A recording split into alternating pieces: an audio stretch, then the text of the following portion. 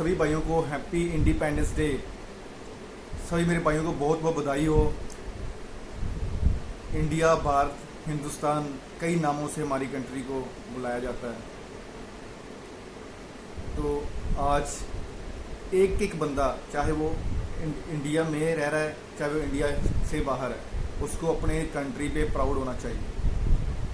अभी हमारी इकॉनमी भी ग्रो कर रही है, स्ट्रॉन्ग हो रहा है हमारा कंट्री, जीडीपी स्ट्रॉन्ग हो रही है, पूरे वर्ल्ड को पता चल रहा है कि इंडिया क्या चीज़ है। तो जो जॉब्स का मैटर है वो भी सही हो जाएगा आने वाले वक्त में, कि हमारे जैसे हमारे जो भाई बाहर चल जा रहे हैं, क्रोएशिया जा रहे हैं, यूके, ऑस्ट्रेलिया, कहीं भी जा रहे हैं, तो जॉब्स के लिए जा रहे हैं ना, तो उनका भी धीरे धीरे ये समाधान इंडिया में ही मिल जाएगा। आने वाले 5 साल में इंडिया में ही इतनी कमाई होनी शुरू हो जाएगी। खैर वो तो फ्यूचर की बात है, पर एक दिन इंडिया ऐसा कंट्री बनेगा कि बाहर से दुनिया इंडिया में काम करने के लिए आना शुरू कर देगी, जैसे हम लोग बाहर जाते हैं। तो चलिए वीडियो की शुरुआत करता हूँ। तो फिर से सभी को बधाई हैप्पी इंडिपेंडेंस डे की।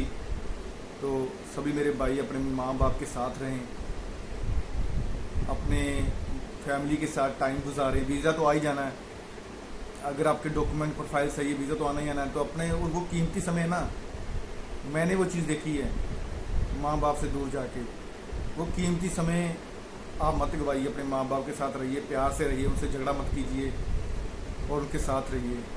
तो ये आज वीडियो की शुरुआत करने वाला हूँ। कुछ बहुत ही बारीकी वाले टॉपिक्स हैं जो मैं आपके साथ शेयर करने वाला हूँ, ताकि आपको आगे जाके प्रॉब्लम ना आए। तो चलिए वीडियो की शुरुआत करता हूँ। और वीडियो की शुरुआत करने से पहले आपको बताना चाहता हूँ कि ये व्हाट्सएप का ग्रुप का लिंक मैंने अपने डिस्क्रिप्शन में दिया हुआ है, उसको ज्वाइन कीजिए। आपको लेटेस्ट जानकारी मिलती रहेगी। और मेरे चैनल को लाइक, सब्सक्राइब एंड शेयर करवा दीजिए, ताकि आपके और आपके दोस्त भी मेरे इस चैनल से जुड़ के नए अपडेट्स ले सकें क्रोएशिया के बारे में। तो एक चीज़ और कहना चाहता हूँ भाई, बुल्गारिया, रोमानिया अप्लाई करना शुरू कर दो जिनका बजट कम है। शेंगन तो 100% कन्फर्म हो गया इनका। क्यों हुआ है? यूक्रेन और रशिया की वॉर की वजह से। अब ये अलाइंस बनाने की कोशिश कर रहे हैं, ध्यान से समझिए। अलाइंस मतलब एक संगठन बनाने की कोशिश कर रहे हैं कि ज़्यादा से ज़्यादा देश शेंगन में लेके आएँ, क्योंकि उनको तो पता है कि शेंगन में वो हमला नहीं कर सकता। रशिया शेंगन पे हमला करेगा तो पूरी कंट्रियाँ, सारी कंट्रियाँ एकजुट हो जाएंगी, है ना। तो इसलिए वो अलाइंस बनाने की कोशिश कर रहे हैं। उस अलाइंस का अगर कोई बंदा फ़ायदा उठा सकता है, जैसे रोमानिया, बुल्गारिया आ रहा है ना, उसका बजट अभी कम है। जब शेंगन में आ जाएगा उसका बजट भी, उसका मार्केट रेट बढ़ जाएगा, वो सब बढ़ा देते हैं, ठीक है। तो अभी से उस कोशिश करना शुरू कर दीजिए कि कोई भी वैकेंसी आती है उसको फिल कर दो जिसका बजट कम है। तो जिसका बजट सही है उसके लिए तो क्रोएशिया सही है। तो आज जो मैं क्रोएशिया के बारे में बात करूँगा वो इससे रिलेटेड है कि वीज़ा रिफ्यूज़ क्यों हो रहा है।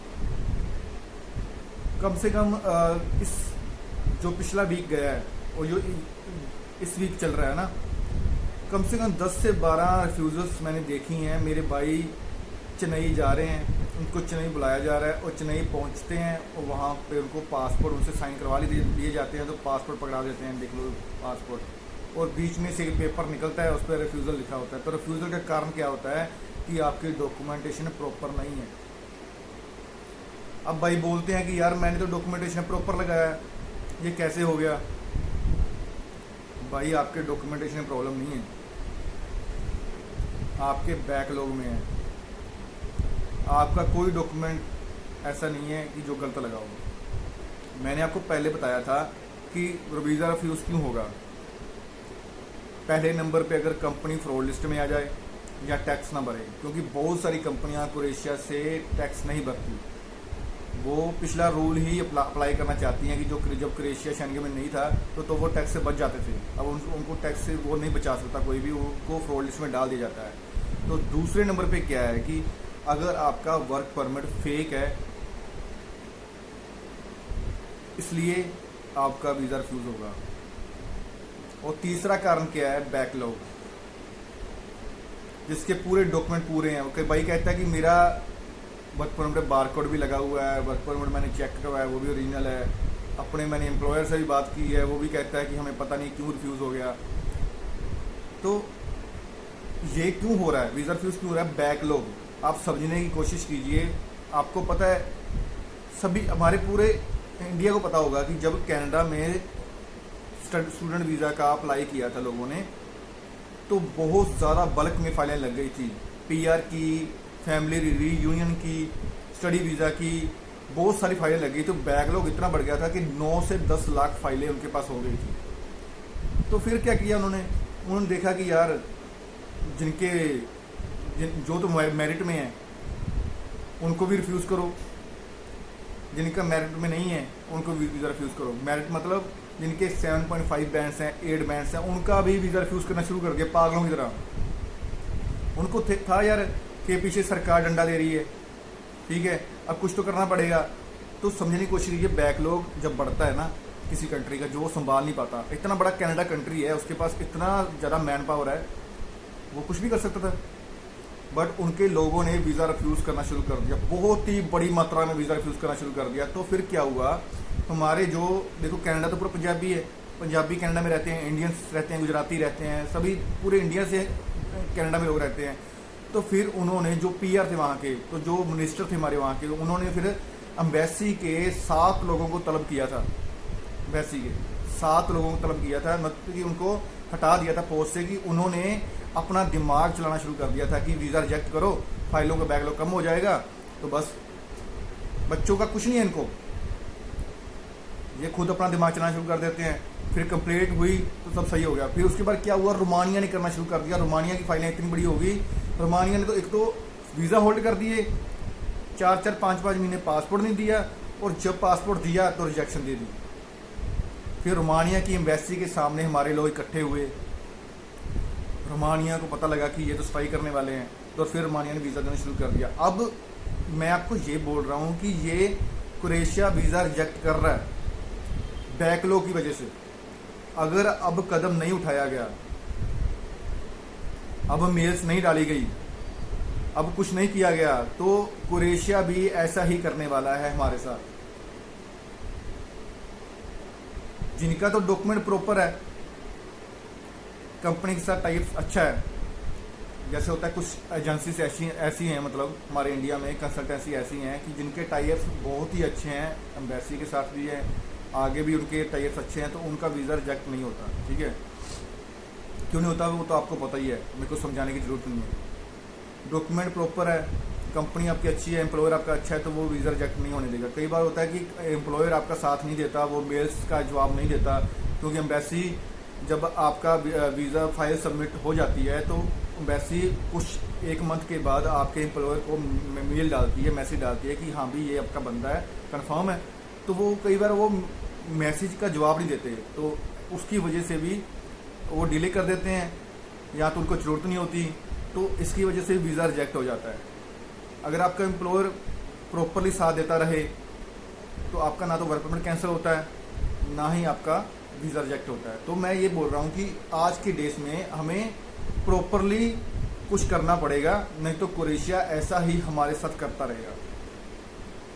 10 वीज़ा रिजेक्ट हो गए हैं, 3-4 बंदे तो ऐसे थे उनका तो डॉक्यूमेंट प्रॉपर नहीं था, वो तो मेरे को रियलिटी ने बता ही दिया कि भाई मेरा इंश्योरेंस नहीं लगा था, या तो मेरे पासपोर्ट में दिक्कत थी, पासपोर्ट का नंबर है वो इंश्योरेंस पे नहीं था।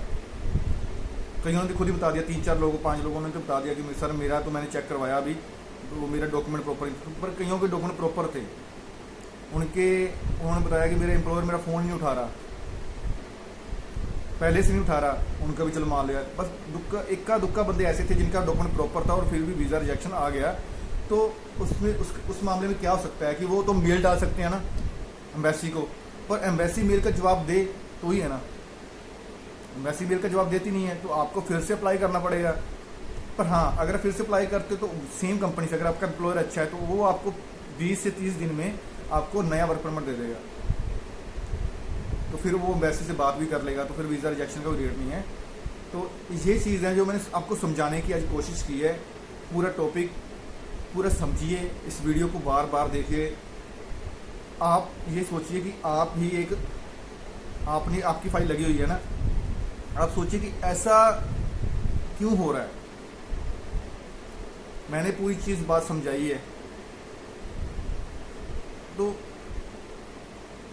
कई वीज़ा रिजेक्ट होता है, किसी का वीज़ा रिजेक्ट हो रहा है तो वो मेरे को जरूर भेजे।